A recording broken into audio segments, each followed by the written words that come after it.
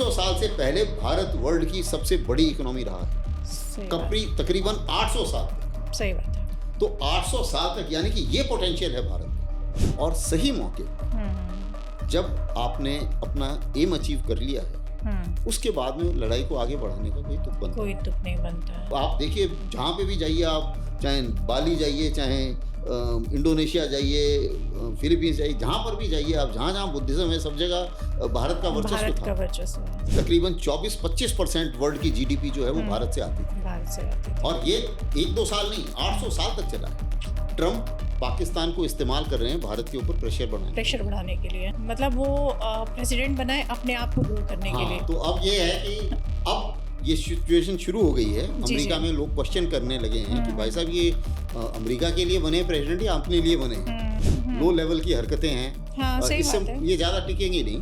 और मेरा अपना मानना है, मेरा अपना एनालिसिस है कि 6 महीने तक आप और वेट कीजिए, उसके बाद ट्रम्प अपने आप जमीन पे आ जाए। अमेरिका पर विश्वास नहीं कर सकते, जैसे चाइना पे नहीं करना है। जब तक नेतन्याहू कुर्सी पर है, मुझे नहीं लगता कि मिडिल ईस्ट में शांति हो। नहीं, अब तक तो सर पाकिस्तान से करते थे तो समझ में आता था, लेकिन वहाँ जाके ये बोलना थोड़ा सा, मतलब ये पॉलिटिकली करेक्ट नहीं लगा कि भारत में अगर आगे बढ़ना है, विकसित भारत बनना है ना, तो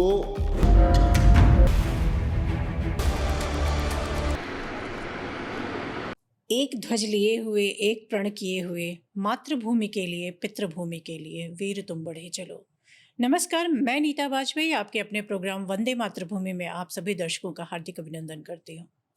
आज हमारे साथ भारतीय सेना के major general Shri SB Asthana ji हैं। अस्थाना जी ने अपने 35 साल के कैरियर में राष्ट्रीय, अंतर्राष्ट्रीय और यूनाइटेड नेशन जैसी संस्थाओं में अपना अमूल्य योगदान दिया है। साथ ही अस्थाना जी को सेना मेडल और विशिष्ट सेवा मेडल से सम्मानित किया गया है। 2 बार प्रेसिडेंट ऑफ इंडिया ने सम्मानित किया, 2 बार यूनाइटेड नेशन ने सम्मानित किया। बहुत सारे अंतर्राष्ट्रीय ऐसे प्लेटफॉर्म भी हैं जिसमें सर ने अपने योगदान दिया है। बहुत सारे लंबे ऐसी योग्यताएं हैं और इतने सारे इनके मेडल्स और इतने सारे अचीवमेंट हैं जिनको मैं अगर आप दर्शकों को बताना शुरू करूंगी तो ये पूरा एपिसोड इसी में ख़त्म हो जाएगा। तो मैं बेहतर ये समझूंगी कि सर से ही मैं उनके बारे में जानूं और उनके क्या क्या अचीवमेंट्स हैं, और कुछ बातें ऐसी भी जाने जो आज तक किसी ने भी अस्थाना सर के बारे में नहीं जाना होगा और ना ही किसी पब्लिकेशन ने या किसी भी चैनल ने उसको पब्लिश किया होगा। तो आइए सर से हम बात करते हैं। नमस्ते सर, आपका वंदे मातृभूमि में हार्दिक अभिनंदन है। धन्यवाद, बहुत खुशी है आपने मुझे बुलाया और आपके दर्शकों से बात करके। Thank you sir. सर, मैं पहले कोई भी क्वेश्चन पूछने से पहले मैं सिर्फ आपके बारे में जानना चाहूँगी। जो ये आपका 45 साल का कार्यकाल है, इसमें कोई ऐसा इवेंट या कोई ऐसा घटना कोई घटित हुई हो जो आज तक आपको याद हो, या फिर आपने सोचा हो कि अगर ऐसा नहीं होता तो हाँ बेहतर होता? तो कोई ऐसी घटना जो आपके जहन में इस टाइम हो, आप याद कर पाएँ, तो हमारे दर्शकों के साथ शेयर कर सकते हैं सर।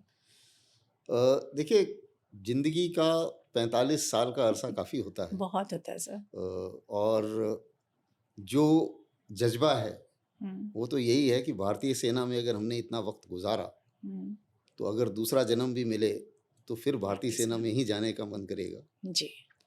तो इस दौरान सबसे बड़ी चीज़ जो देखी मैंने जी, वो है हमारे जवान, जो भारतीय सेना के जो जवान हैं वो वर्ल्ड में उनका कोई मुकाबला नहीं है। और जो डेडिकेशन उनके पास है, जी जी, वो देखकर हम खुद इन्फ्लुएंस होते हैं। जी जी जी, और बहुत ज़्यादा प्रेरित होते हैं। हाँ। अभी मैं आपको एक वाकया बताता हूँ। जी जी जी, मैं कारगिल लड़ाई के टाइम में जी, मैं कमांडिंग ऑफिसर था उसी की नेबरिंग लोकेशन। अच्छा। कारगिल से नेबरिंग जी लोकेशन। जी जी जी, तो वहाँ पर काफ़ी डिप्लॉयमेंट हो रखी थी, रोज़ बमबारी हो रही थी, रोज़ फायरिंग हो रही थी। तो एक दिन क्या हुआ कि एक मेरा बाहर जवान था, तो उसको गोलियां लग गई काफ़ी। ओके। तो डॉक्टर आया मेरे पास, उसने बोला सर इसका हाथ काटना पड़ेगा, अगर हाथ नहीं काटते अभी, और यहीं काटना पड़ेगा क्योंकि जब तक हॉस्पिटल ले जाएंगे वो बचेगा मतलब पूरा वो। हाँ। तो मैंने बोला अगर ठीक है, अगर ऐसी सिचुएशन है तो कोई बात नहीं, ठीक है, लेकिन जब ये होश में आएगा तो मुझे इसके सामने जवाब देना होगा कि क्या हुआ। हाँ। तो उसने बोला ठीक है। तो जाहिर है कि अगले दिन जब होश आया मैं उसके सामने खड़ा था। तो जब होश आया तो सबसे पहले उसको तो अंदाजा नहीं था कि क्या हुआ, कि हाथ कटा हुआ है। तो उसको फिर मैंने बोला कि बेटे आपको गोली बहुत लग गई थी, अच्छा। आपकी जान तो हम बचा सके लेकिन आपका हाथ नहीं बचा सके। तो सबसे पहले तो उसको थोड़ा रोना आया, तो मेरे से लिपट के रोने लगा थोड़ा। और उसके बाद में उसका पहला सेंटेंस जो उसके दिमाग मुंह से निकला वो था कि साहब कुछ और पाकिस्तानी मारने के बाद हाथ कटने से अच्छा होना था। सही बात है। और उसके बाद फिर मैंने उसको बोला कि ठीक है, तुम्हारा कोई रिश्तेदार है यूनिट में, मैं उसको भेजता हूँ। तो मैं फिर फ़ोन करने चला गया। तो मेरे डॉक्टर को बताता है कि साहब क्या करूँगा, क्या करेगा, आसाम रेजिमेंट का हूँ मैं, तो उनकी हिंदी मतलब भी टूटी फूटी होती है, टूटी फूटी हिंदी होती है। तो साहब क्या करेगा, बहुत रोना आ गया तो मैं गाँव बुढ़ा का यूनिफॉर्म भिगा दिया।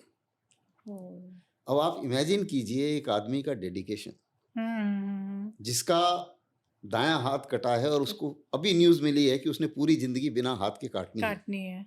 वो ये नहीं सोच रहा है, वो ये सोच रहा है कि यार मेरा जो सीओ है, जो उसको हमारी लैंग्वेज में गाँव बुढ़ा बोलते हैं। अच्छा। तो कि गाँव बुढ़ा का यूनिफॉर्म भिगा दिया, वो इतना डेडिकेशन। तो ऐसी जो डेडिकेशन है वो कहीं नहीं मिलेगी, भारतीय सेना में ही ये देखने को मिलेगा। और दूसरी चीज जो अटैचमेंट होता है अफसरों का और जवानों का, अच्छा, वो भी अभी इसी संदर्भ में मैं बताता हूँ। जी। उसके बाद में जाहिर है कि उसको हमने आर्टिफिशियल लिम्ब सेंटर में भेजा, उसका हाथ भी आर्टिफिशियल हाथ लगाया बाद में। अब इमेजिन कीजिए कि वो है नॉर्थ ईस्ट का, नागापुकी है। अच्छा। और हम लोग बोलते हैं वहाँ पर, देखिए लेडीज का मॉरल कैरेक्टर इतना ज़बरदस्त है कि कोई एक लड़की ने वॉलंटियर किया, उसके साथ शादी भी की। अच्छा। हाथ कटने के बाद। अच्छा। उसके बाद उसकी फैमिली हुई। हमारे यहाँ आर्मी में ट्रेडिशन है कि हम उनको शेल्टर्ड अपॉइंटमेंट दे के काफ़ी समय तक, अच्छा, उसको पूरी नौकरी तक हम रख पाते हैं। अच्छा। वो भी हमने किया। और एक दिन तकरीबन 2-3 साल पहले अचानक से मेरे पास फ़ोन आया उसका कि साहब मेरा बेटी आपसे बात करना मांगता है। अच्छा। तो मैंने कहा ठीक है। तो जैसे ही मैंने फ़ोन उठाया तो उसकी बेटी ने सबसे पहले बोला, grandpa I want to talk to you. इतनी खुशी हुई कि जिसे बोलते हैं ना, जिंदगी के कई खुश मोमेंट्स में से वो किया, जैसे लगा कि हाँ मैंने कुछ कमाया है। तो ये एक जो बॉन्ड है, फैमिली बॉन्ड, जो अफसर और जवान के बीच में होता है, ये मैंने किसी और जैसे बताया, मैंने में दुनिया भर की यूनाइटेड नेशन ऑर्गेनाइजेशन में काम किया है। वर्ल्ड की सभी आर्मी के अफसरों के साथ या आर्मीज के साथ मैंने काम किया हुआ। किसी और आर्मी में ऐसा नहीं मिलेगा। तो ये एक जज्बा है। और इतना भी बताऊं मैं आपको कि हमारे जवान जब लड़ाई में जाते हैं, जी, वो ये उम्मीद लेके नहीं जाते कि कोई हमें याद करेगा या कोई हमें बहुत ज़्यादा सपोर्ट में रहेगा, बहुत ज़्यादा हमारे गुणगान करेगा बाद में। ऐसा कोई वो नहीं है। एक बिना अनसेल्फिश तरीके से, निस्वार्थ भाव से जो वो पूरा इतना बड़ा रिस्क लेते हैं, हर किस्म की मुश्किल से गुजर जाते हैं। हाँ जी। उसको देख के हमें भी इंस्पिरेशन मिलती है। हालांकि मैं कमांडिंग ऑफिसर हूँ, लेकिन ऐसे आदमियों को देख के, और ये वो लोग नहीं है जिनको बहुत ज़्यादा अवार्ड्स मिले हैं। अवार्ड्स भी बहुत लोगों को मिलते हैं, लेकिन कई सारे जैसे बोलते हैं ना अनसंग हीरोज, वो और जो कॉमन सोल्जियर है, वो इस फौज का एक तरीके से रीढ़ की हड्डी। सही बात है। ये काफ़ी मतलब रहा वो उनकी मतलब बेटी ने आपसे बात की, आपने कितना ये मतलब उनकी जर्नी कितनी अच्छी चली उसके बाद भी, और अभी देश के लिए उनका एक तरह से अभी भी जज्बा बरकरार है। सर अभी आप जैसे आपने बोला कि कारगिल वॉर में आप थे, तो कुछ उस टाइम जो सिचुएशन हमारी थी, है ना? तो उसमें बेटर पोजीशन हमारी थी, फिर भी मतलब हमने पाकिस्तान को जीतने के बाद भी उतना हमने पनिश नहीं किया। इसमें क्या कारण था कि हमने मतलब हम तो चाहते तो एक तरह से हम पूरी तरह से विजय पा सकते थे, लेकिन हमने नहीं किया, छोड़ दिया उनको। ऐसा क्या कारण था? नहीं, ऐसी बात नहीं है। हाँ। जो कारगिल वॉर का एम अगर आप देखें तो हुँ, हुँ। एम था कि भाई जो भी घुसपैठिए, और घुसपैठिए नहीं थे, वो सारे पाकिस्तान मिलिट्री पाकिस्तान, वाले ही थे, हाँ, एनएलआई के बिल्कुल। अफसर और जवान थे। हुँ, तो जो हमारे यहाँ उन्होंने हिमाकत की और जो अंदर हुँ, घुसे हैं वो, हुँ, उनको वहाँ से निकाला जाए। निकाला जाए। और उस टाइम में हमारी माली हालत इतनी नहीं थी कि पूरी ऑल आउट वॉर का जो खर्चा है वो देश अच्छा, के ऊपर थोपा जाए। थोपा जाए। तो उस ऑब्जेक्टिव को पूरा किया, और उस हुँ, ऑब्जेक्टिव को पूरा करने के बाद में हुँ, सीज़ फायर हो गया। अच्छा, तो वो मेरे विचार से सही माना सही जाता है है। कि अगर आप हुँ, आज की हालत देखें, उसी चीज़ को आज से मिलाएँ आप। हाँ, अब रशिया यूक्रेन वॉर चल रही है, वो चलती जा रही है। चलती जा बुरी रही। हालत है, इतने लोग हुँ, मर गए हैं, हुँ, इकोनॉमी आगे नहीं बढ़ रही है। हुँ, भारत ने अगर आगे बढ़ना है, विकसित भारत बनना है, बनना है, हाँ। तो ज़ाहिर है कि इतनी लंबी लड़ाई ना लड़ी जाए, हुँ, और सही मौके पे हुँ, हुँ, जब आपने अपना एम अचीव कर लिया है, हुँ, उसके बाद में लड़ाई को आगे बढ़ाने का कोई तुक बनता कोई नहीं। तुक नहीं बनता है। तो उस कारण से अगर आप उसको विकसित भारत के एम से देखें एम से कि देखें, अगर हम हाँ। उससे ना भटकें और उसमें हुँ, डिसरप्शंस ना हो, जी, जी, उसमें जी। रुकावट ना हो, रुकावट ना हो। तो उस चीज़ को अगर आप देखें तो ये सही फैसला है कि भाई ठीक है, आपने हुँ, सब कुछ निकाल दिया, भारत की ज़मीन पर और भी कोई नहीं है। हुँ। उसके बाद में हमने सीज़ फायर कर दिया। तो कर मेरे विचार से दिया। सही सही है, डिसीजन सही है। डिसीजन है। मेरे ख्याल से ये सही है कि आप वॉर को नॉर्मल पब्लिक पे इफ़ेक्ट नहीं आए। हाँ। आपको जो करना है आपने किया, उसके बाद आपने अपने आप को विथड्रॉ कर लिया। ठीक है, हमको ये करना था, हमने आपको सबक सिखाना था, सिखा दिया। सर, एक क्वेश्चन मेरे दिमाग में आ रहा है कि जैसे अभी कोल्ड वॉर के बाद पूरे ग्लोबल उसमें सब कुछ ठीक चल रहा था, है ना? सब कुछ नॉर्मल चल रहा था। अचानक से अभी उथल-पुथल स्टार्ट हो गई है कि कोई किसी को हथियार बेच रहा है, किसी के कोई पीस लेके दौड़ रहा है, कोई किसी की ज़मीन पे हथियाना चाह रहा है, किसी के अंदर घुस के कोई मार रहा है, किसी के यहाँ लोग आतंकवादी भेज रहे हैं। ये सारा जो उथल-पुथल हो रहा है, इसके पीछे क्या कारण है? मतलब क्यों ये एक तरह से हौच-पौच मचा हुआ है पूरे वर्ल्ड में? देखिए, अगर पूरे और वर्ल्ड की कुछ लोग बात की ड्रामा जाए। कर रहे हैं कि हमें शांति करानी है, लेकिन हाँ, वही बिल्कुल। हथियार भी बेच रहे हैं। हुँ, हुँ, तो ये क्या मतलब नहीं जैसे दर्शक हैं उनको समझ में ये बात नहीं आ रही हुँ। है। तो है क्या ये? देखिए, ऐसा है, अगर पूरे वर्ल्ड का आप एक तरीके से जियोपॉलिटिक्स देखें, जी, जी।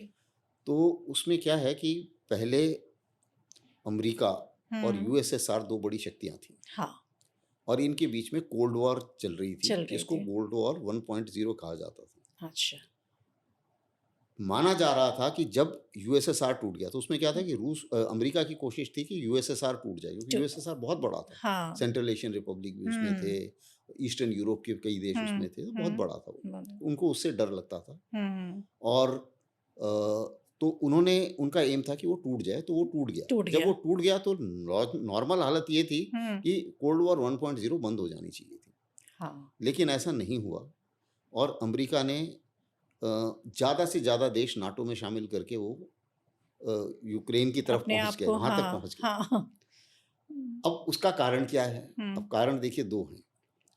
अमेरिका की इकोनॉमी चलती है सबसे ज़्यादा, आज तक सबसे पहले तो मैं एक चीज़ आपको साफ बता दूँ, जी, जी।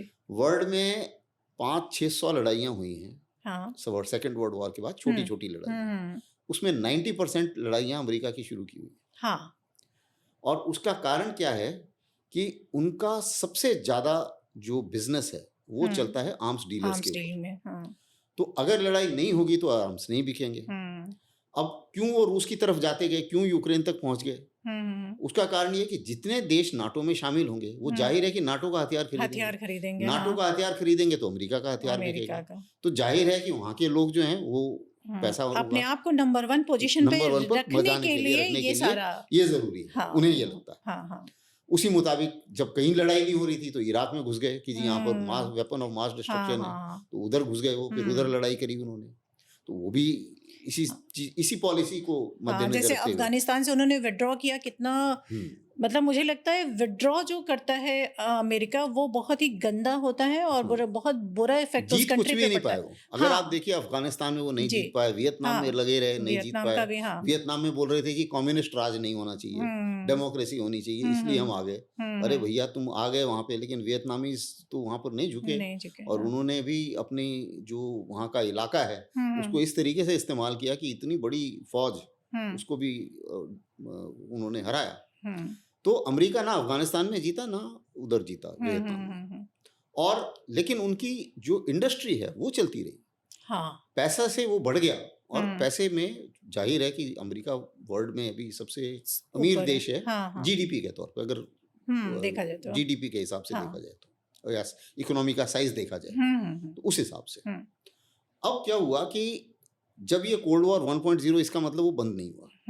उसी के साथ साथ क्या हुआ कि अमेरिका ने पहले चीन को मदद देने की कोशिश करी, वहां पर इन्वेस्टमेंट करे काफी सारे, क्योंकि वो अच्छा यूएसएसआर को तोड़ना चाहते थे उसी ओके टाइम पे। अच्छा अब जब चीन आगे बढ़ा हम्म तो अब वो इतना आगे बढ़ गया कि अब अमेरिका को चीन से भी खतरा हो संभल गया। नहीं रहा है हाँ तो जब चीन से खतरा हुआ तो अब ये दूसरी एक शीत युद्ध शुरू हुआ जिसको कोल्ड वॉर 2.0 बोलते हैं, जो इंडो पैसिफिक में हो रहा है। बहुत अच्छी कि जापान की मदद करो, साउथ कोरिया की मदद करो, नॉर्थ कोरिया को कंट्रोल में करो, और उसी मुताबिक ताइवान की मदद करो, ताकि चीन जो है वो आगे और ज़्यादा और उसका बढ़ ना वर्चस्व पाए कम हो जाए।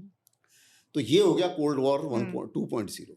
अब मुसीबत क्या है कि अमेरिका से संभल नहीं रहा है, क्योंकि वो कोल्ड वॉर 1.0 बंद नहीं करी, बंद कोल्ड नहीं वॉर करे 2.0 हाँ शुरू हो शुरू हो गई। गया हाँ अब इन दोनों के बीच में उन्हें तकलीफ हो रही है, और इसलिए अभी बीच बीच में आप देखें कि काफी हैपेजर्ड एक्शन हो रहे हैं। हाँ अब हैपेजर्ड एक्शन क्या है? जो बाइडेन फंस गए कोल्ड वॉर 1.0 में। हाँ उन्होंने ये यूक्रेन वॉर, अगर एक देखा जाए बोलने को तो ठीक है जी, रशिया ने हमला करा, लेकिन उसको प्रोवोक तो वेस्ट नहीं किया। बिल्कुल सही है क्योंकि अगर आप पहुंच गए यूक्रेन में और आपने बोल दिया जी, जेलेंस्की ने बोला कि जी मैं एक्सरसाइज कराऊंगा और मैं क्रीमिया को वापस लूंगा, और इन्होंने एक्सरसाइज करनी शुरू कर दी हाँ ब्लैक सी में, बिल्कुल बिल्कुल तो जाहिर है कि पुतिन जैसा कमांडर जो है, तो वो ऐसा तो होगा नहीं कि वो वेट तो नहीं करेगा कि आप हमला करो। हाँ सही बात है, कोई भी अपने देश को तो उसने हाँ, वो करा जो उसे करना था, कि उसने पहले हमला करा, क्योंकि जो पहले हमला करता है उसे बढ़त ज्यादा मिलती है, तो और उसके पास बढ़त है आज की डेट में। 20% यूक्रेन रूस के कब्जे में, और इसको कोई नकार नहीं सकता, ये स्टेटमेंट ऑफ फैक्ट है। हाँ अच्छा, अब दूसरी मुसीबत क्या हुई कि बाकी जगह आप देखिए जो लड़ाइयाँ शुरू हुई हैं ईरान में। अब इजराइल का भी एक इनका पक्ष है। क्यों इजराइल की अमेरिका इतनी मदद करता है, चाहे कुछ भी हो, लेकिन इजराइल के साथ खड़े रहना है। कारण क्या है कि मिडिल ईस्ट में अच्छा जो भी अगर कोई सेफ और सिक्योर स्पॉट है वो इजराइल है, जो अमेरिका के लिए एकदम विश्वसनीय है, वो इजराइल है, और उस जगह को वो छोड़ना नहीं चाहता। तो वो नहीं चाहते कि किसी भी तरीके से इजराइल का अस्तित्व खतरे में आए। तो अब उन्हें खतरा पड़ा ईरान से, तो अब वो ईरान के पीछे पड़ गए। ईरान भी के साथ भी फिर ईरान ने अपनी प्रॉक्सीज चारों तरफ लगा दी, चाहे वो हमस है चाहे हिजबुल्लाह है, तो उधर से वो गड़बड़ शुरू हो गई। उसके पास तो बहुत सारे हथियार हैं जो लीगल तो नहीं है। अभी अगर आप देखिए, जो आपने सवाल पूछा था कि ये सारी गड़बड़ें क्यों हो रही हैं, हाँ। कि ये इसको हम बोलते हैं इंग्लिश में बिग पावर कंटेस्टेशन। हाँ, ये एक बिग पावर कंटेस्टेशन है, वर्चस्व की लड़ाई है, वर्चस्व की लड़ाई। हाँ। यूरेशिया में अमेरिका और रूस के बीच में है, और इंडो पैसिफिक में चीन और अमेरिका के बीच में है, हाँ। और बाकी सब देश जो हैं वो अपनी अपनी पोजीशन लिए हुए हैं उसमें। भारत इसमें ये बोलता है कि भाई मैं इस झंझट में नहीं पड़ना। वो कहते हैं ना काहू से दोस्ती ना काहू से बैर। हाँ, तो हम इस झंझट में पड़ना नहीं चाहते। तो भारत ने ये पोजीशन ली, और ये पोजीशन आज से नहीं पहले से ली हुई है। पहले हम थर्ड वर्ल्ड में लीडर थे, तो थर्ड वर्ल्ड की जब कॉन्सेप्ट है वो खत्म हुआ, तो उसके बाद में अब हम बोलते हैं जी हम अब ये ग्लोबल साउथ है, जिसको हम उसमें भी अभी काफी अपना हमारा एक महत्व है भारत का। हाँ। और भारत की जो है वो ग्लोबल साउथ की हम बात रखना चाहते हैं विश्व के सामने। तो ये एक भारत ने अपनी एक छवि बनाई, एक पोजीशन बनाई, और भारत उन्नति कर रहा है। और अगर हमें उन्नति करनी है और 2047 तक विकसित भारत बनाना है, तो जितने कम झंझटों में हम पड़े उतना अच्छा अपने पे फोकस करें ज्यादा। तो हमारी जो बड़ी पॉलिसी है हाँ। एक तरीके से सामरिक पॉलिसी जो है वो यही है कि भाई हमें किसी और के झंझट में नहीं पड़ना है, हमें अपना एक होता है ना पीसफुल इंक्लूसिव ग्रोथ, सर ये यहाँ पे हमारा मैं मुद्दा होना चाहिए। सर यहाँ पे मैं रोकूंगी। जैसे आप हाँ। हमने कहा ना कि हम चुप हैं, हम सिर्फ देख रहे हैं ना क्या हो रहा है, हमें कोई उसका रिएक्शन, लेकिन इसको लोग कमजोरी समझ रहे हैं ना कि हम कोई किसी रिएक्ट नहीं कर रहे हैं किसी चीज पे। लड़ रहे हो आप लड़ो, सब कुछ है, हाँ आप बुलाओगे तो हम बातचीत कर लेंगे या बैठ जाएंगे आपके टेबल पे, लेकिन हमारा रिएक्शन कुछ नहीं। लेकिन इसको लोग वीकनेस समझने लगे हैं। नहीं, वीकनेस इसको ऐसा नहीं है कि कोई ये हाँ। समझ रहा है, हाँ। वीकनेस वो समझ रहे हैं जिनकी एक जिनकी अपनी परेशानी है, जैसे पाकिस्तान है। हाँ। अब पाकिस्तान की अपनी परेशानी ये है कि वहाँ पे जितना भी पाकिस्तान का जितना टाइम वो आज़ाद रहे हैं उसके अंदर 50% से ज़्यादा तो मिलिट्री का शासन रहा है डायरेक्टली, और बाकी 50% जो है वो इनडायरेक्टली उनका शासन रहा है, और शासन में मिलिट्री रही है। मिलिट्री का ये कहना है कि भैया देखो 71 में इन्होंने हमारे 2 टुकड़े कर दिए, तो हमें भारत से खतरा है, और भारत का इतना भयानक खतरा है कि उससे हम ही आपको अगर कोई बचा सकता है तो मैं मिलिट्री हूँ, मैं ही बचा सकता हूँ। अच्छा। इसलिए सारे लिवर ऑफ पावर जो है मेरे साथ रहनी चाहिए, और भारत के साथ अगर समझौता हो जाए या शांति हो जाए तो वो उसको रास नहीं आएगी, क्योंकि फिर वहां पर जो डेमोक्रेटिक वो जनता को कैसे उल्लू बनाएंगे, वो स्ट्रांग हो जाएंगी। तो वो नहीं चाहते। इस कारण जो ऐसा माना जाता है, चाणक्य ने भी कहा है कि जो कमजोर देश है वो फिर गलत तरीकों का इस्तेमाल करता है, जैसे टेररिज्म हो गया। तो अब वो टेररिज्म के पीछे पड़ गए और टेररिज्म का इस्तेमाल कर रहे हैं। अच्छा, दूसरी चीज क्या है कि पाकिस्तान में ये पावर कंटेस्टेशन पाकिस्तान में आ जाती है। क्यों? क्योंकि पाकिस्तान की जो लोकेशन है वो बड़ी इंपॉर्टेंट लोकेशन है, क्योंकि जब ये अफगानिस्तान में ये ओसामा बिन लादेन और ये सब हैं, तो उसको अगर कंट्रोल करना है तो अमेरिका को लगता है भाई पाकिस्तान की ज़रूरत है। हाँ। ईरान को कंट्रोल करना है तो भी जो सप्लाई लाइन है वो पाकिस्तान से ही जाएगी। हाँ। और कोई तरीका नहीं है उनके पास, कोई रिलायबल सप्लाई लाइन नहीं है, ग्राउंड सप्लाई लाइन। तो इसलिए उनको अमेरिका को पाकिस्तान को पालना ही पड़ता है, ना चाहते हुए। दूसरी चीज़ क्या है कि उससे पहले, अब अगर पीछे जाऊं थोड़ा, तो जब रूस को तोड़ना था तो रूस तब तक तो जो सेंट्रल एशियन रिपब्लिक भी पाकिस्तान उसमें यूएसएसआर में थे। तो जब यूएसएसआर को तोड़ना था उस टाइम में भी पाकिस्तान की जरूरत थी, क्योंकि पाकिस्तान लगा हुआ है वहीं से। तो इसलिए पाकिस्तान को अमेरिका ने टाइम टू टाइम उनको जरूरत पड़ती है, अमेरिका ने और यूके ने क्या करा था कि पाकिस्तान को सीटो और सेंटो में शामिल कर दिया था, और उसको नॉन नाटो एलाई बनाया हुआ है, जो आज तक है। अच्छा। तो जब भी हम अमेरिका के क्लोज हुए हैं पिछले 2 दशक में, क्योंकि अगर आप देखें 78 साल की हमारी हिस्ट्री में 50 साल तो अमेरिका हमारे अगेंस्ट ही रहा। तो सर ये जैसे सर आप पूरा कर लीजिए, फिर मैं तो जो टाइम पे हम क्लोज भी रहे हैं ना, तो उस टाइम पर भी चीन का खतरा था, इसलिए क्लोज थे। ऐसा नहीं कि अमेरिका ने पाकिस्तान को छोड़ दिया, वो छोड़ा कभी भी नहीं। अच्छा। तो ये एक बात है।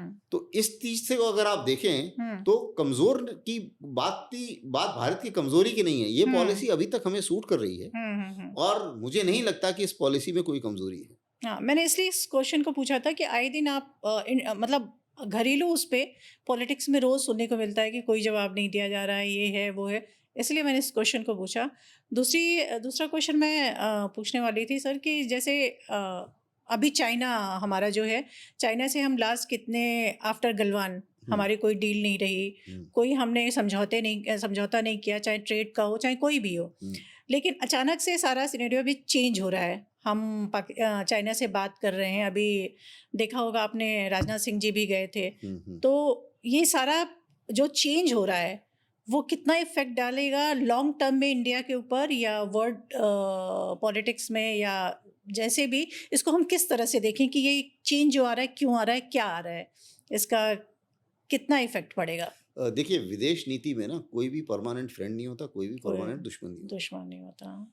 हमारे अपने इंटरेस्ट हैं और हमें अपने इंटरेस्ट को देखना है। तो भारत को भारत के पक्ष में, भारत के इंटरेस्ट में, लॉन्ग टर्म इंटरेस्ट में क्या सही है वही करना चाहिए।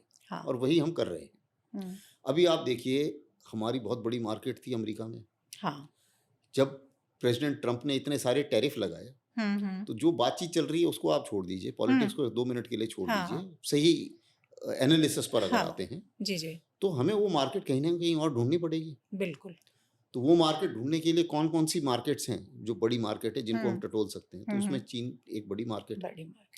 तो चीन के साथ एक तरीके से अगर व्यापारिक रिलेशन सही रहते हैं, चाहे हम उनके ऊपर भरोसा ना करें और भरोसा हमें उनके ऊपर करना भी नहीं चाहिए, क्योंकि बिल्कुल बॉर्डर नहीं के सर। ऊपर कई बार हम धोखा खा चुके हैं, पहली सही। बात।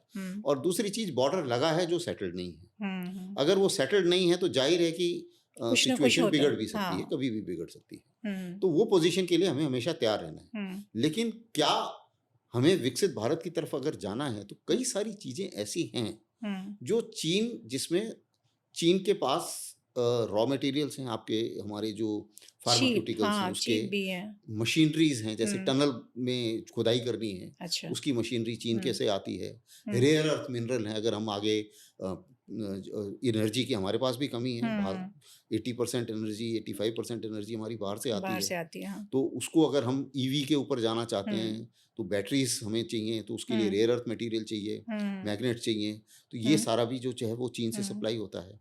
तो हमें वर्किंग रिलेशनशिप उनके साथ ऐसी रखनी पड़ेगी कि हमारी जो इकोनॉमिक प्रोग्रेस है उसमें अड़चन ना आए। तो हमारा अपना इंटरेस्ट है कि हमारी इकोनॉमिक प्रोग्रेस में अड़चन नहीं आनी चाहिए। दूसरी चीज आती है कि भाई, लेकिन हम अपने बॉर्डर के इंटरेस्ट या कोई और इंटरेस्ट कॉम्प्रोमाइज भी नहीं करेंगे। राइट। तो वो उसके लिए हम, तो भारत जो अभी हर तरीके से आगे बढ़ रहा है। हाँ। अब आप देखिए कि अगर अमेरिका ने, जाहिर है कि प्रेसिडेंट ट्रम्प ने जब टैरिफ लगाए हैं और एक अनावश्यक टैरिफ लगाए हैं, हाँ। तो वो अनावश्यक टैरिफ लगाने में वो एक तरीके से भारत को दबाना चाहते हैं। और भारत को ये मौका ऐसा है कि हमें दबना नहीं है। क्योंकि पहले जब हम गुलामी का दौर था, तो उस टाइम में भी हम मुसीबतों से उठ के एक आज़ादी हासिल की थी।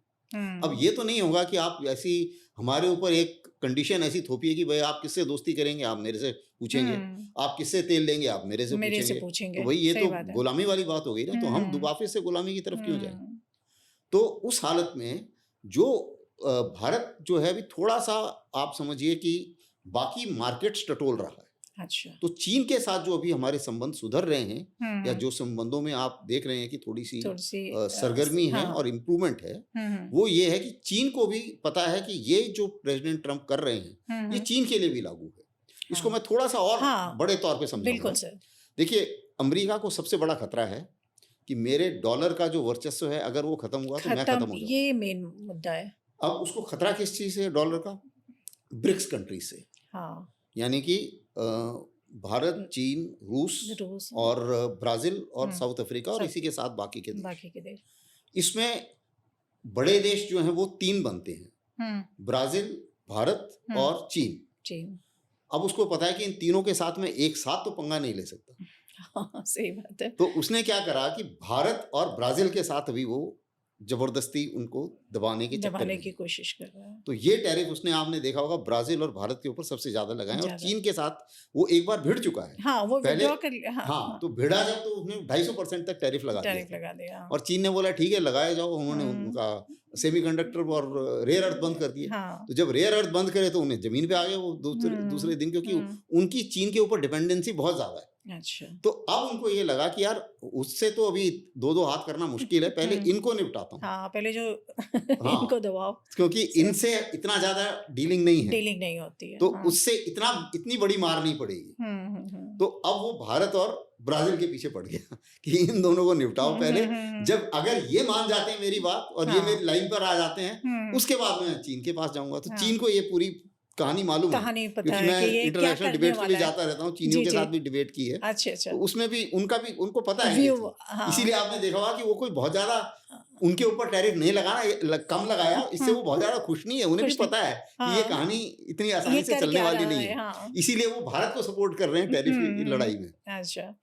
तो ये एक जो कंडीशन उभर के आई है, वो आपके प्रश्न का ये एक तरीके से आंसर। अच्छा सर, मैं जैसे अभी करंट में बन रहा है कि भारत, चाइना, रूस ये साथ में खड़े हो रहे हैं, तो ये कुछ अलग सा सीन क्रिएट हो रहा है या कुछ अलग डेवलपमेंट शुरू हो रहा है कि वर्चस्व की लड़ाई में क्या ये अपर हैंड लेते हुए दिख रहे हैं? जैसे अमेरिका को नीचे धक्का देके ये तीनों ऊपर एक ग्लोबल लीडर की तरह से बाहर निकल के आएंगे, ऐसा कुछ सीन बनता देखिए दिख ऐसा रहा है, कोई डेलिबरेटली नहीं कर रहा है, ये हाँ, ऑटोमेटिकली हो रहा हो है। रहा है, ओके, क्योंकि अमेरिका का वर्चस्व कम हो रहा है, इसमें कोई शक नहीं। कोई शक नहीं, हाँ, ज्यादा से ज्यादा देश लोकल करेंसी में, अपने हम्म, नेशनल करेंसी में ट्रेड करना ट्रेड चाहते करना हैं, चाहते हैं, सही बात और है, ऐसा होता रहेगा, ये हम्म, बढ़ेगा। हम्म, इसमें कोई क्योंकि देखिए काफी समय तक हम्म, वेस्ट की, अमेरिका की, यूरोप की दादागिरी थी और वो चली, चलिए, वो पूरे विश्व पे उन्होंने राज करा। हम्म, अब लेकिन बाकी लोग कॉम्पिटिटिव हो गए, हम्म, बाकी जगह प्रोडक्शन बढ़ गया है, बाकी जगह टेक्नोलॉजी बढ़ गई, बाकी हम्म, जगह दिमाग है लोगों के पास, हाँ भाई, एशियंस में दिमाग ज़्यादा है। हम्म, हमारे जितने वहाँ पे बड़ी बड़ी कंपनियों के सीईओ सारे के सारे भारतीय हैं। सारे भारतीय और हैं, किसी भी देश में, किसी भी यूरोपियन देश में अगर आप गिने, जो भारतीय मूल के निवासी अगर उनकी पर कैपिटा इनकम निकालें जी और जी, उस देश की पर कैपिटा इनकम निकालें, तो भारतीय मूल के निवासियों की पर कैपिटा इनकम ज़्यादा ज्यादा होती है। होगी, हाँ, इसका मतलब कॉम्पिटिटिव एडवांटेज है, है, मैन पावर कॉम्पिटिटिवनेस है। हम्म, तो जाहिर है कि भारत अमेरिका का हिसाब से चीन आज की डेट में सबसे बड़ा चैलेंज है, अच्छा, भारत भविष्य में चैलेंज है। ओके, तो जो गलती हम चीन के साथ कर चुके हो, वो भारत के भारत साथ के ना साथ की जाए। नहीं की जाए, यानी ओके, कि चीन को हमने मदद की और वो इतना बड़ा हो गया कि उसने हाँ, हमारे ऊपर हमें जो चैलेंज करना हम शुरू कर शब्दों दिया। में क्या बोले, हाँ, गुरु तो गुरु रह गया, भारत चेला को चीनी मदद हो करो, गया, लेकिन रोक रोक के मदद करो और बीच अच्छा, बीच में कंट्रोल करते रहो। हाँ, ये एक पॉलिसी उनके पॉलिसी दिमाग है, में, जो हाँ, एक अमेरिका का उसको बोलते हैं डीप हाँ, स्टेट, अच्छा, जो डीप स्टेट है हम्म, उसकी ये पॉलिसी है कि हम्म, इस तरीके से करें। प्रेसिडेंट ट्रम्प जो है वो आज हैं, कल चले जाएंगे, चले जाएंगे, हाँ, लेकिन देश परमानेंट रहता है। परमानेंट रहेगा, और जो डीप स्टेट है वो कभी भी भारत के फेवर में नहीं रहा, हाँ, क्योंकि उनको ये लगता हाँ, है कि ये, भारत जो है इतना बड़ा देश है, हम्म, जब भी ये बढ़ेगा और जब भी ये इम्प्रूव हो जाएगा। क्योंकि आप एक और, मैं आपके दर्शकों के लिए बताऊं कि देखिए पिछले 1300-1400 साल का अगर आप इतिहास उठा के देखें, 300 साल निकाल दीजिए जब हम गुलाम थे, 300 साल से पहले भारत वर्ल्ड की सबसे बड़ी इकोनॉमी रहा है, सही बात, तकरीबन 800 साल तक। सही बात है, तो 800 साल तक, यानी कि ये पोटेंशियल है भारत का। और उस समय हम वर्ल्ड की सबसे बड़ी मैरीटाइम पावर थे, यानी कि समुद्र में जो समुद्री ताकत थे, समुद्री, अब आप देखिए जहाँ पे भी जाइए आप, चाहे बाली जाइए, चाहे इंडोनेशिया जाइए, फिलीपींस जाइए, जहाँ पर भी जाइए आप, जहाँ जहाँ बुद्धिज्म है, सब जगह भारत का वर्चस्व भारत था। का वर्चस्व है, सही बात, तो इतना ज़्यादा भारत विकसित था, और वर्ल्ड की तकरीबन 24-25% वर्ल्ड की जीडीपी जो है वो भारत से आती थी। भारत से आती थी, और ये 1-2 साल नहीं, 800 साल तक चला है। तो काफी ये लंबा, हमारा इतिहास है। और इस इतिहास को, ये जो 300 साल हम दब के मतलब रहे, टॉप मोस्ट इकोनॉमी से हम एकदम कगार नीचे, हाँ, जमीन पर आ गए थे, ये हुआ गुलामी के टाइम। गुलामी के टाइम, अब धीरे धीरे बढ़ रहा है। तो जिनको लगता है कि नहीं भारत अभी कमजोर है, तो वही देखो 75 साल में इतना आसान नहीं है। अमेरिका भी, जो आज का अमेरिका है, वो 350 साल उनको लगे हैं आजादी के बाद तक पहुंचने में, और हमें तो अभी 78 साल ही हुए हैं। तो हमें भी लगेंगे 100-150 साल लगेंगे वहां तक पहुंचने में जहां हम थे, लेकिन पहुंचेंगे। बहुत अच्छी बात है सर, हमारा देश ग्रो करे, इसमें हमें मतलब बहुत ही प्राउड फील होता है। सर एक क्वेश्चन मैं ये जानना चाहती हूँ आपसे कि ट्रम्प जो है, इकोनॉमिकली आपने भी बोला धीरे धीरे अमेरिका कंगाल होता जा रहा है, ये कहीं उस चीज़ को छिपाने का एक उसका तरीका है, या जो भी कहे अपने मतलब पोजीशन से नीचे गिरने का डर है, या क्या है जिसकी वजह से किसी को टैरिफ लगाना, किसी के अंदर घुस के वॉर करना और झूठी शांति करवाने का ड्रामा करना, ये उसका एक कहीं डर है कि हमारा जो खोखलापन है वह बाहर ना आ जाए, या इस टाइप का कुछ उसका मतलब, मैं जहाँ तक समझ पा रही हूँ उसका इंटरनल डर है वो, जो कि व्यक्त नहीं कर पा रहा है, उसको घुमा घुमा के किसी के रूप में देशों को आपस में उलझा के अपने आप को फर्स्ट पोजीशन पे रखने का ड्रामा है। बिल्कुल सही कह रहे हैं आप। देखिए ऐसा है कि अमेरिका अपने वर्चस्व को बनाने के लिए साम दाम दंड भेद वो कुछ भी कर सकता अपनाएगा, है, और वो करता रहा है। चाहे लड़ाई करवानी हो, चाहे रिजीम चेंज करनी हो, तकरीबन 200 से ज़्यादा रिजीम चेंज अमेरिका ने करी है। अच्छा, अभी हमारे पड़ोस में बांग्लादेश में भी जो कुछ भी हुआ, हाँ, उसमें भी अमेरिका का काफ़ी बड़ा हाथ बिल्कुल हाथ था, बिल्कुल। क्योंकि अचानक से यूसुफ जी यूएसए से पैराशूट होके बांग्लादेश पहुंच गए, हाँ, तो इतना आसान नहीं है। जाहिर है कि कुछ ना कुछ इन लोगों का हाथ था। तो अभी उसके 2 बड़े कारण हैं, जैसे आपने बिल्कुल सही पहचाना। देखिए अमेरिका का डेट, यानी कि जो कर्ज है, वो वर्ल्ड में सबसे ज्यादा इस समय। उनका $30-32 ट्रिलियन कर्ज था, अच्छा। और जब ये टैरिफ लगाए हैं इन्होंने, उससे पहले इन्होंने क्या करा कि प्रेसिडेंट ट्रंप ने प्रॉमिस किया था इलेक्शन प्रॉमिस में कि जी मैं टैक्स जो है वो कम कर कम दूंगा, कर माफ कर दूंगा। दूंगा। हाँ, जीतने के वो पीछे जब उनका मेन हाँ, कारण यही तो था। जब वो टैक्स हाँ। माफ करा उन्होंने, तो 5 ट्रिलियन उनका डेप कर्ज बढ़ गया। बढ़ गया। तो 32 ट्रिलियन से वो 37 ट्रिलियन पे आ गए। ओह। अब वो 37 ट्रिलियन को कम करने के लिए अब उन्होंने बोला कि जी मैं टैरिफ लगा रहा हूँ, और ये बता रहे हैं वो कि नहीं टैरिफ से करोड़ों रुपए आएंगे और कई ट्रिलियन मेरे पास आ जाएंगे वगैरह वगैरह। ऐसा कुछ होने वाला नहीं होने है, वाला नहीं है। क्योंकि टैरिफ की को अगर सीधे शब्दों में जी समझे, जी जी जी। वो है एक तरीके का टैक्स, और वो टैक्स अमेरिकियों ने देना है। तो वो जब टैक्स किसी देश पे लगाते हैं, किसी देश से आयात होने वाला सामान है, जैसे जी, जी। भारत से दवाइयां जा रही है, मान लो अभी हाँ। दवाइयों पे तो नहीं लगाया टैक्स, हाँ हाँ। तो कोई भी चीज जा रही है वहां पे, तो वो लोग हैं भाई, वो खरीदेंगे, जो खरीदेगा उसी तो वही पैसा तो वही पैसा देगा, वही देगा। मेन पैसा वही देगा। बिल्कुल। लेकिन उसमें क्या होता है कि जब आप महंगा कर देते हो तो हम्म। जाहिर है कि जिस देश के लिए आपने महंगा करा उस देश को नुकसान होगा, उसका आयात उसका एक्सपोर्ट कम हो जाएगा, क्योंकि हाँ। वो अट्रैक्टिव नहीं रहेगा, और जी, लोग जी। जो हैं वो जहां पर कम सस्ता वाला है उसकी तरफ वहां से जाएंगे, खरीदेंगे। हाँ। पहली बात। और दूसरी चीज ये है कि उस आपको भी जो आप प्रॉफिट बना रहे थे उसमें जी, से जी। थोड़ा सा कम करना पड़ेगा, हाँ। क्योंकि पूरा कंज्यूमर को भी आप नहीं दे सकते।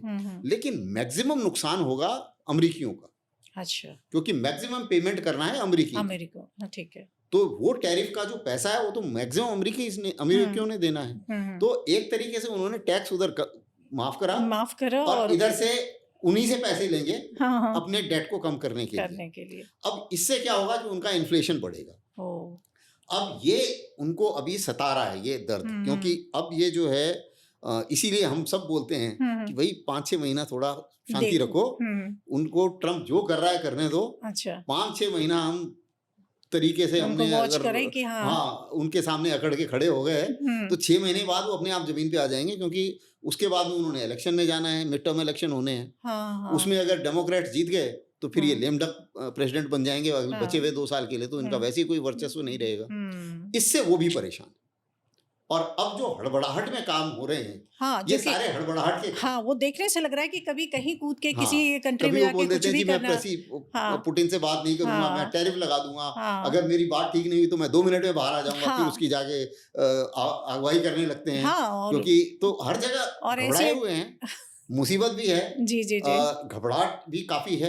और इसमें भी कोई शक नहीं है कि अमेरिका जो है वो कॉम्पिटेंट नहीं रहा। अगर आप देखिए नॉर्मल ऐसा होता है, एक प्रोडक्टिविटी होती है लोगों की, एक तो दिमाग है, लोगों के पास है दिमाग, टेक्नोलॉजी में बहुत आगे है, इसमें भी कोई शक नहीं, मानना पड़ेगा। दूसरी सबसे बड़ी अमेरिका की ताकत ये है कि उनके पास हर चीज का नेचुरल रिसोर्स है। उनके पास वो सेल्फ सफिशिएंट है, ऑयल में, फूड में, एनर्जी में, टेक्नोलॉजी में, हर चीज में सेल्फ सफिशिएंट। और उनके पास थ्रेट कोई नहीं है, किसी से बॉर्डर नहीं है, कोई बॉर्डर डिस्प्यूट नहीं है किसी के साथ। तो ये चीजें जो है अमेरिका को एक ऐसी पोजीशन पे ला देती हैं, प्लस पॉइंट जी, कि ये उनका प्लस पॉइंट है। उसी के कंपैरिजन में अगर आप देखें चीन के साथ बॉर्डर डिस्प्यूट है, इतने सारे लोगों की बॉर्डर डिस्प्यूट है, घिरा हुआ है, खुला समुद्र नहीं है, उनकी पूरी एनर्जी नहीं है, सफिशिएंट नहीं है, फूड सफिशिएंट पूरा नहीं है। ये चीन की कमजोरियां हैं। लेकिन चीन ने अपने आप की कई सारी खूबियां पैदा कर ली, टेक्नोलॉजी में बहुत आगे बढ़ गया, और उन्होंने कई चीजें ऐसी करी जैसे फ्यूचर में सोचा कि रेयर अर्थ है। रेयर अर्थ जब उन्होंने सोचा तब किसी ने नहीं सोचा था, और उन्होंने पूरे के पूरे वर्ल्ड की रेयर अर्थ माइनिंग, तकरीबन 90% माइनिंग उन्होंने अपने कब्जे में कर ली। अब वो बैटरी की ताकत इतनी बड़ी ताकत हो गई है कि जिसके ऊपर भी वो उसको इस्तेमाल कर रहे हैं, तसल्ली से इस्तेमाल कर रहे हैं। तो ये चीन की हालत है। रूस बहुत बड़ा है, मैन पावर कम है, रिसोर्सेज उनके पास भी उतने ही हैं, उनके वो भी एनर्जी सफिशिएंट है, फूड सफिशिएंट है, सब कुछ सफिशिएंट है उनके पास भी। लेकिन इकोनॉमी उतनी नहीं बढ़ पाई, क्योंकि उनके जो ट्रेड रिलेशंस है, एक तो मैन पावर की कमी है, दूसरे ट्रेड रिलेशंस इतने नहीं रहे, और तीसरा क्या है कि उन्होंने मिलिट्री के ऊपर बहुत जोर दिया है। सबसे ज्यादा बड़ी न्यूक्लियर शक्ति है, तो वो एक महाशक्ति है न्यूक्लियर पावर के कारण, जिसको कोई झुटला नहीं सकता। सही बात है। तो ये 3-4 पावर सेंटर ऐसे बन गए हैं। उसमें अमेरिका अपने आप को जब देखता है आगे फ्यूचर में, तो हुआ क्या उन्होंने कि वो आर्म्स डीलर्स, आर्म्स से वो लोग पैसे कमा रहे हैं, हवाई जहाज से पैसा कमाते हैं। ये जो बड़े बड़े हवाई जहाज बनाते हैं, ये कोई और नहीं बना रहा है कि या ब्रिटेन बना रहा है या अमेरिका बना रहा है। अच्छा। लेकिन ये अब बनना शुरू हो जाएगा, बाकी लोग भी बनाना शुरू करेंगे, ऐसी बात नहीं है। अब मुसीबत क्या हुई है कि लेकिन नॉर्मल चीजें वो बनाते नहीं है। वो अब बाहर प्रोडक्शन से आपका है नहीं, हाँ और आप सोचते हो कि आप टेक्नोलॉजी और क्या कहते हैं डॉलर की दादागिरी पे पूरे वर्ल्ड को वर्ड को कब रोल तक करो। रूल हाँ करते रहोगे। हाँ सही बात तो है। अभी कभी ना कभी तो एक वक्त आएगा जब बाकी लोग जग बाकी जाएंगे, और लोग भी बाकी लोग जगें। जग गए हैं अभी। बिल्कुल, तो आपकी उस समझने लगेंगे आपको कि आप कैसे हाँ, चाहते हो तो सबको दबा जैसे ही के। डॉलर हाँ का वर्चस्व खत्म होगा, तो हम्म अमेरिका को पता है कि बस यही है। तो अभी जो हम्म पूरा स्ट्रगल चल रहा है, हम्म इधर टैरिफ उधर टैरिफ, इधर ये हम्म, उधर वो, ब्रिक्स को तोड़ो, इसको हाँ ये सारा का सारा किसी तरीके से जो उनका एक वर्ल्ड के फाइनेंशियल सिस्टम के ऊपर जो होल्ड है, हाँ उसको बरकरार करने के लिए हम्म अभी यूरोप को भी लड़ाई है। वो नहीं चाह रहे हैं, कोई नहीं हम्म चाहता लड़ाई बंद हो जाए, क्योंकि हम्म, उनका जो डीप स्टेट है वो बोल रहा है लड़ाई बंद नहीं होनी चाहिए। अच्छा ट्रम्प बोल रहे हैं मुझे नोबेल प्राइज मिल जाए, वो उनकी प्रॉब्लम है, वो शॉर्ट टर्म तमन्ना है। प्रॉब्लम है, वो शॉर्ट टर्म हाँ प्रॉब्लम है। वो अच्छा मुझे नहीं लगता कि उसको बहुत सीरियसली लेना चाहिए। वो बोलते रहेंगे, हाँ हर हाँ बार वो बोलते हैं, फिर पलट जाते हैं, फिर कुछ और बोलने लगते हैं। हम्म वो इतनी कोई कंसिस्टेंसी नहीं है उसमें। अच्छा लेकिन जहां तक अमेरिका का सवाल है, फाइनेंशियल वर्चस्व वो बनाना चाहेंगे, अच्छा अपनी बढ़त वो रखना चाहेंगे, हम्म, और एज मिलिट्री पावर भी वो रहना चाहेंगे, रहना चाहेंगे। और उसके लिए उन्हें जो कुछ भी करना हाँ पड़े वो उसके लिए करेंगे, चाहे चाहे दो वो देशों को आपस में लड़ाना पड़े हाँ, चाहे वो वो लड़े। लड़ाएं। हाँ अब उनका तो उनके लिए तो बेस्ट चीज ये है कि भाई भारत और चीन आपस में लड़ जाएं, लड़ जाए। दोनों सत्यानाश, हाँ सही और बात है। दोनों को जो है उनको उनका तो एम फिर पूरा उनको हो तो जाएगा। बल्ले बल्ले हो हाँ, जाएगी। अब हाँ और ये अब भारत और चीन की समझदारी है कि भाई आप समझदारी ना है। लड़े। बिल्कुल तो बिल्कुल। इसीलिए आप देखें कि हमारे नेगोशिएशंस इस किस्म से हो रहे हैं कि हम्म, कैसे कॉन्फिडेंस बिल्डिंग मेजर्स को इम्प्रूव किया जाए, अच्छा ताकि ये सिचुएशन ना आए कि आपस में लड़ जाएं। हम्म। एक सिचुएशन आ गई थी बीच में, हाँ बीच में लेकिन भी वो आई थी। एक्सीडेंटल सिचुएशन थी एक अच्छा तरीके से। अच्छा लेकिन अभी कोशिश ये की जा रही है कि ऐसी हम्म, सिचुएशन दोबारा ना आए। ना हो। तो ये अच्छा अच्छा सर, अभी जैसे मैंने आपको आपके पूरे उसमें पढ़ा है कि आपने करियर में बहुत सारा टाइम आपने यूनाइटेड नेशन को दिया है। उसमें ये क्या किस किस मतलब पर्टिकुलर आपका किस कौन कौन सा एरिया था और कहाँ कहाँ पे आपने लीड किया, या जैसे भी हमारी सेना के साथ गए होंगे, ये हम्म। क्या था आपका, क्या उसमें रोल रहा है? देखिए, यूनाइटेड नेशंस में हाँ मैंने कई टेन्योर किए, जी इंटरनेशनल जी स्टाफ के तौर पर भी मैंने अच्छा टेन्योर अच्छा किए हैं।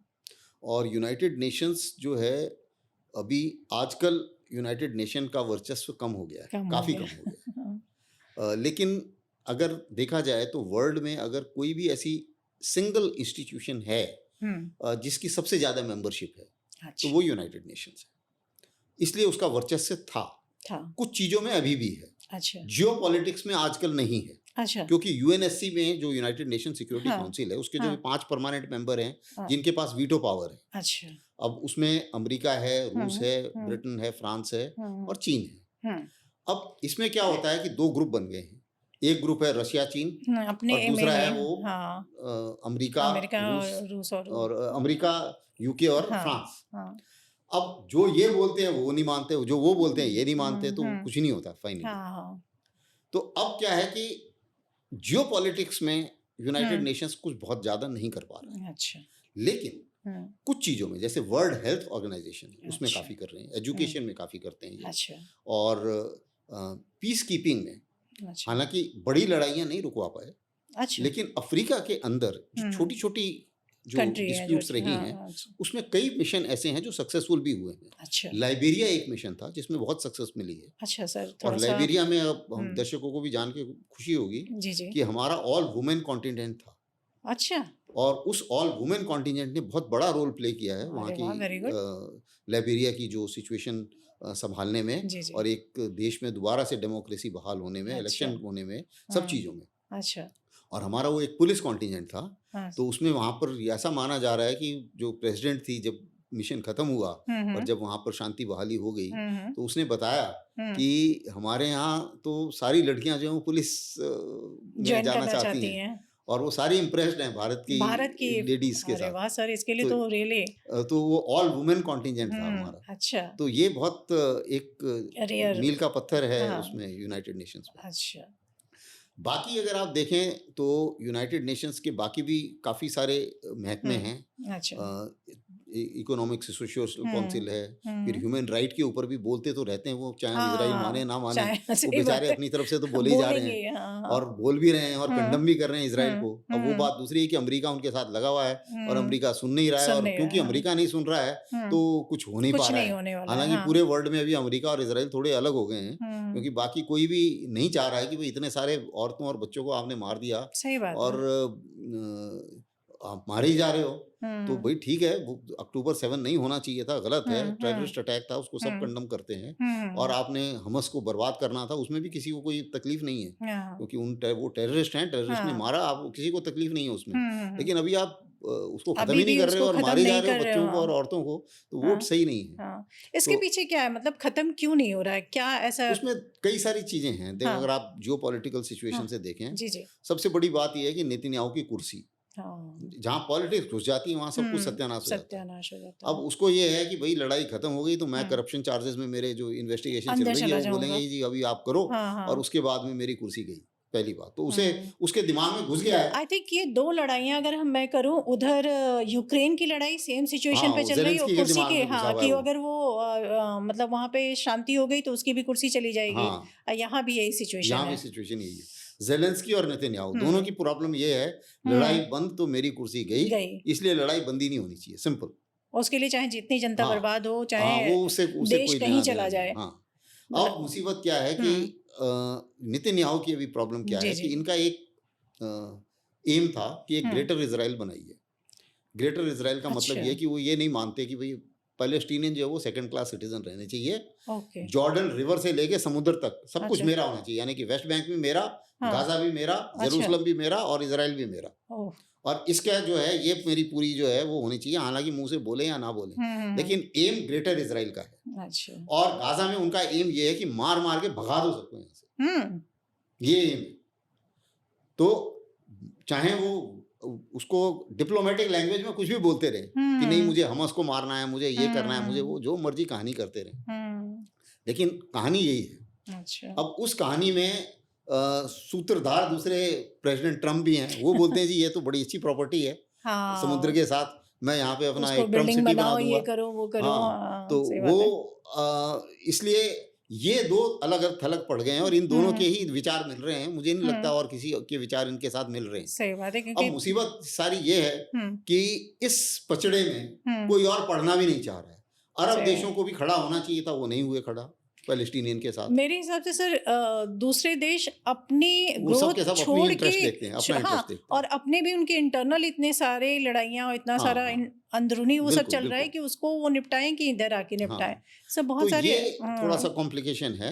उसी मुताबिक सीरिया में था, अभी आपने देखा होगा जब गाजा में बंद हाँ हुई, सीज फायर हुआ, तो हाँ उसने सीरिया में फायर करना शुरू करा। जब सीरिया में बंद हुआ तो उसके बाद उसने फिर एक बार लेबनान में भी फिर से दोबारा से फायर कर दिया, हिजबुल्लाह में, जी हिजबुल्लाह है उधर।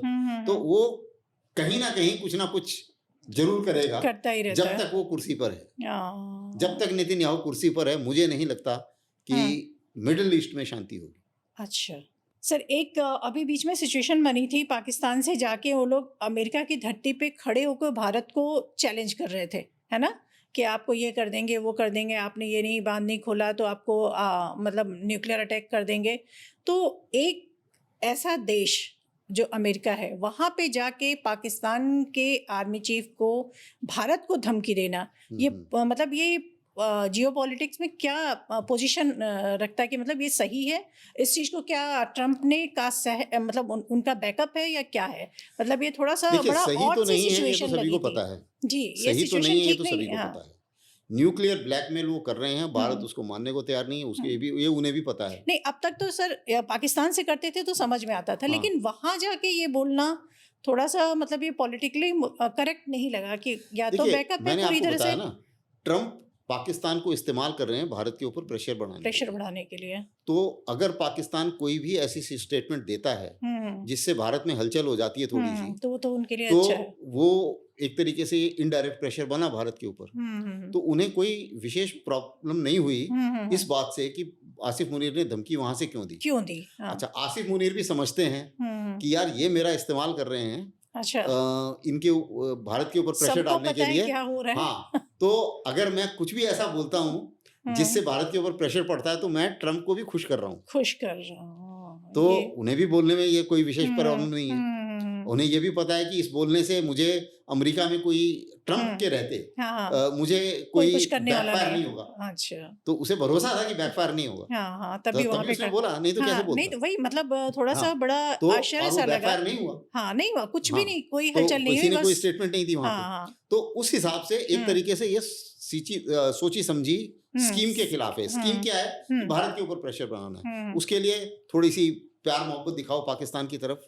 कुछ उनका इंटरनल प्रॉब्लम भी है कि भाई प्रेसिडेंट ट्रम्प ने जो है उनकी, जब ये उनकी एक फैमिली बिजनेस है क्रिप्टो करेंसी का, अच्छा। तो जब उनके आए थे फ्रेंड के बेटे पाकिस्तान में, तो उन्होंने आसिफ मुनीर ने अपना जितना भी नंबर 2 का पैसा है, जो पाकिस्तान मिलिट्री का है, नार्को मनी का पैसा है, उनकी फौजी फाउंडेशन है, इन सब में ये लोग बहुत पैसा कमाते हैं। अच्छा। तो काफी पैसा इन्होंने क्रिप्टो में डाल दिया, तो वो बड़े खुश हो गए उससे। अच्छा, ये हमें नहीं पता था, शायद दर्शकों को भी और नहीं पता ये होगा। आदत भी है उनकी। अभी जब उधर गए थे कतर में, उन्होंने एक हवाई जहाज दे दिया, बड़े खुश हो गए वो कतर से भी। अब एप्पल के ऊपर गुस्सा कर रहे थे वो कि भाई आप हिंदुस्तान में नहीं बनाएंगे एप्पल, तो उसने भी एक गोल्ड का कुछ बना के दे दिया उन्हें। वो बड़े खुश हो गए, हाँ हाँ बिल्कुल कोई बात नहीं, आप 10% मेरे को कट दे देना, उसके बाद में बना देना। तो मतलब ऐसे वो एक बिजनेसमैन है।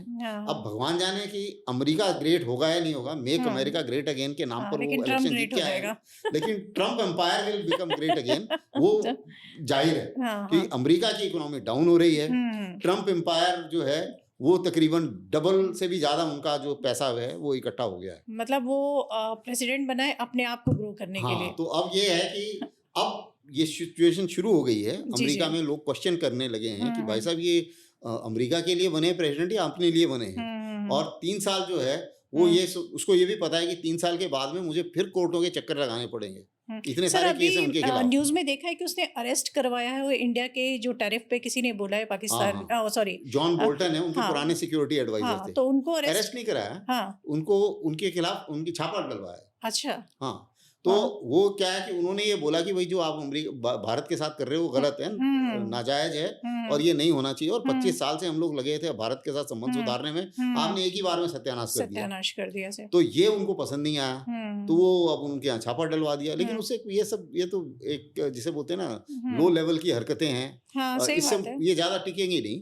और मेरा अपना मानना है, मेरा अपना एनालिसिस है कि 6 महीने तक आप और वेट कीजिए, उसके बाद ट्रम्प अपने आप जमीन पे आ जाएंगे। अच्छा। 6 महीने तक ये तड़फड़ाएंगे और जो भी उन्हें करना है करेंगे। सारे चलते रहेंगे। आपको लगता है 6 महीने के बाद मिड टर्म इलेक्शन का टाइम आ जाएगा, फिर इन्हें जनता के सामने जाना है वोट मांगने। सर शांति पुरस्कार मिलेगा? वो दे देंगे। नॉर्वे वाले भी सोच रहे होंगे खुश कर देता हूँ, गए तो पैसे वैसे दे देगा तो आई थिंक पैसे से खरीद लेगा। मुझे नहीं लगता उसमें कोई विशेष प्रॉब्लम आएगी। अच्छा, तो फिर कहीं लिए इतना ड्रामा करना, मतलब इतना सारा पूरे ग्लोबल उसको घुमा के रख देना, सबको परेशान करना नहीं चाहिए। जब लेना है तो ऐसे ही ले लो। नहीं वो तो सर एक चीज, जैसे अभी पुतिन और इनकी मीटिंग हुई थी, तो उसमें जब पुतिन ने इनको बोला था कि आपको जिंदा देखकर अच्छा लगा, जिंदा देखकर अच्छा लगा, मतलब इसके पीछे क्या मानसिकता रही होगी उनका बोलने की? क्या ऐसा क्यों बोला कि मतलब जिंदा देख के, मतलब उसके कई अर्थ लगाए जा रहे हैं। नहीं उसके मुझे नहीं लगता कि उसमें बहुत ज्यादा अर्थ लगाना है। उनके ऊपर अटैक हुआ था। हाँ। और उसके बाद पुतिन पहली बार मिल रहे थे, तो जाहिर है कि उन्होंने उनको बताया बोलने का तरीका कि अभी मैं उसको आपको थोड़ा सा इस बारे में थोड़ा डिटेल में बताऊंगा। देखिए पुतिन इस समय वर्ल्ड में सबसे एक्सपीरियंस्ड लीडर है। हाँ। और जितना उन्हें एक्सपीरियंस है हेड ऑफ नेशन के तौर पे, उतना किसी के पास नहीं। अच्छा। दूसरी चीज, मैंने उनके इंटरव्यूज देखे हैं। अच्छा। वो अकेले एक ऐसे राष्ट्राध्यक्ष हैं पूरे वर्ल्ड में जो 4.5 घंटे तक मीडिया को इंटरव्यू देते हैं, वर्ल्ड की मीडिया को, अपनी मीडिया को, और उन्हें जितनी चाहे रूस की बात समझ लो, पूरे वर्ल्ड की बात समझ लो, उनकी फिंगर टिप्स पे है। इतना कॉन्फिडेंट लीडर वर्ल्ड में कोई नहीं है। और उनको मद्देनजर रखते हुए ट्रम्प की वैसी हवा खिसक रही थी उनके साथ। हाँ, जिस तरह से लग रहा था कि बहुत कुछ होगा, इतना ज्यादा नर्वस हो रखे थे वो। हाँ, उसके एकदम शोल्डर्स। दूसरी चीज ये है कि आप देखिए कितनी सफाई से उन्हें पता है कि कब किसकी प्रशंसा करनी है, कब किसके लिए अच्छे शब्द बोलने हैं, कब किसको इस तरीके से करना है कि वो भड़के भी ना। अब उन्होंने कितने अच्छी तरीके से ट्रम्प को शीशे में उतारा, हाँ बड़े अच्छी तरीके से उनसे बात करी, उनके वो भी करे, लेकिन एक बात अपनी नहीं मानी। हाँ जिस जिस चीज के ऊपर ट्रम्प धमकियां ये दिए जा रहे थे strong कि वो leader ये की नहीं पहचान करेंगे, वो होती ये है, करेंगे हाँ। तो मैं ये कर दूंगा वगैरह, उन्होंने कुछ भी उसमें कॉम्प्रोमाइज नहीं किया।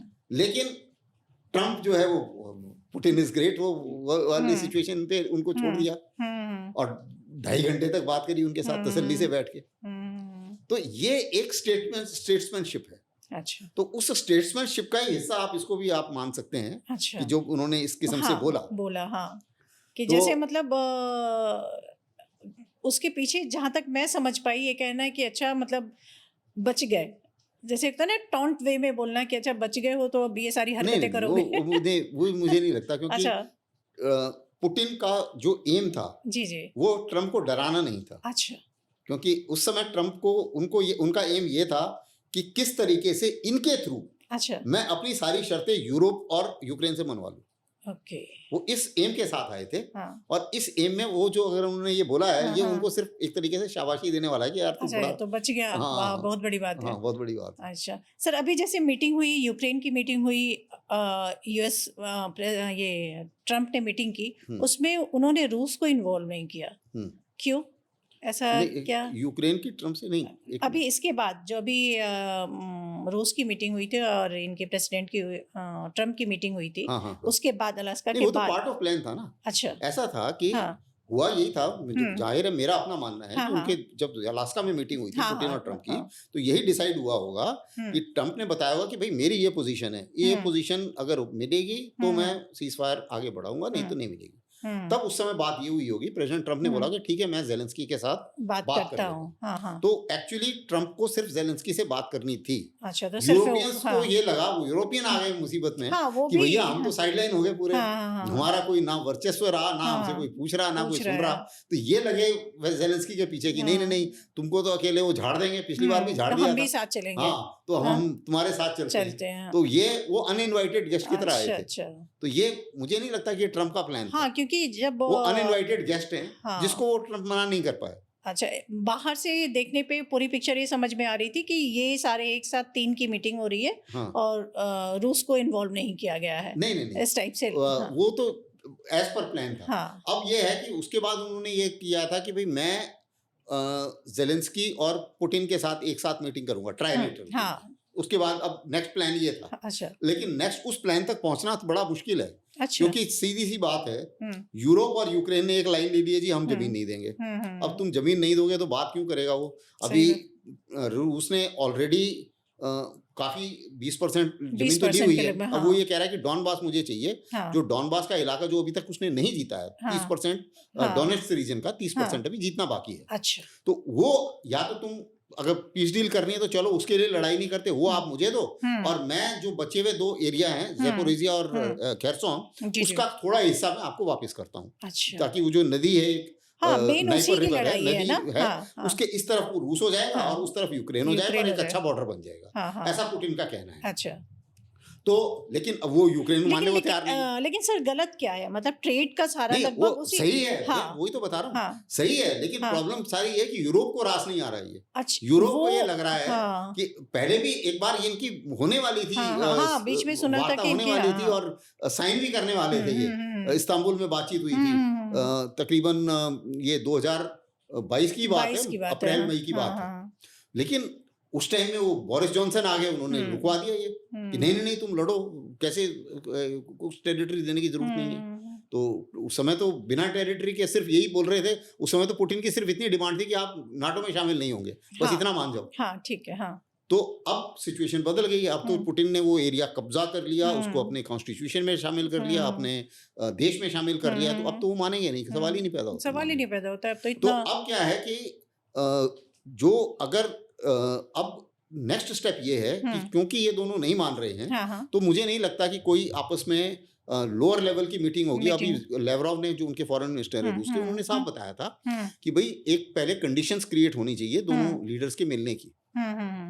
तो जब तक वो कंडीशन क्रिएट नहीं होंगी तब होगा नहीं। अगर इनका स्टांस यही रहा तो वो कंडीशन क्रिएट होंगी नहीं होंगी तो रूस तो भाई पहले ही काफी जीत चुका है टेरिटरी, अब 30% डोनर्स रह गया है, तो उसका तो ये सिंपल है कि भाई अगर तुम नहीं करते तो मैं अपने आप वैसे ही जीत लेता हूँ। हाँ, तो सही मैं बात लड़ाई है, लड़के जीत लूंगा। उसके पास किसी चीज की कोई पावर की कमी तो है नहीं। और मुझे मतलब जहां तक कि ये समझ में नहीं आ रहा है कि जेलेंस्की को ये नहीं समझ में आ रहा है कि पूरी की पूरी कंट्री खत्म होने के कगार पे आ गई है। एक नौवीं तो छोड़ ही दो, पब्लिक कितनी परेशान हो रही है, लेकिन किसी और के इंटरफेयर करने से अपनी देश को बर्बाद करना कहाँ तक उचित है?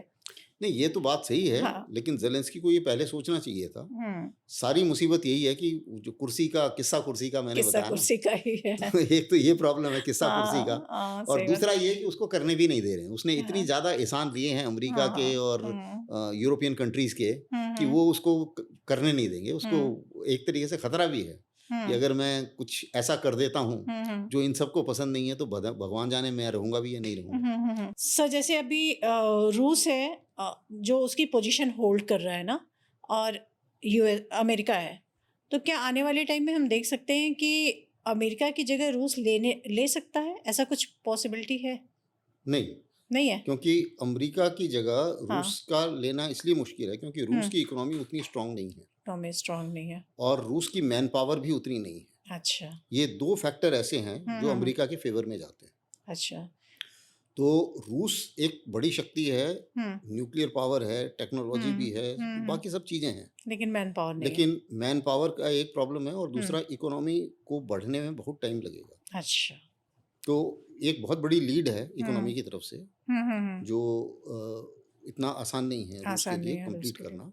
अच्छा, लेकिन पोटेंशियल है रूस में। क्यों डरते हैं एक्चुअली वेस्ट वाले रूस से? क्योंकि रूस के पास पोटेंशियल बहुत ज्यादा है और लीडर भी अच्छा है। एक लीडर, लीडरशिप पोटेंशियल में तो लीडरशिप भी बहुत बड़ी मायने रखती है ना। क्योंकि आप ये देखिए कि जैसे मैंने बताया एनर्जी बहुत है, यूरेनियम है, फर्टिलाइजर है, दुनिया भर की चीजें वो बनाते हैं, इतना बड़ा एरिया है, फूड का भी कोई प्रॉब्लम नहीं है, आर्कटिक में इतना ज्यादा कैपेबिलिटी है, स्पेस की कैपेबिलिटी है।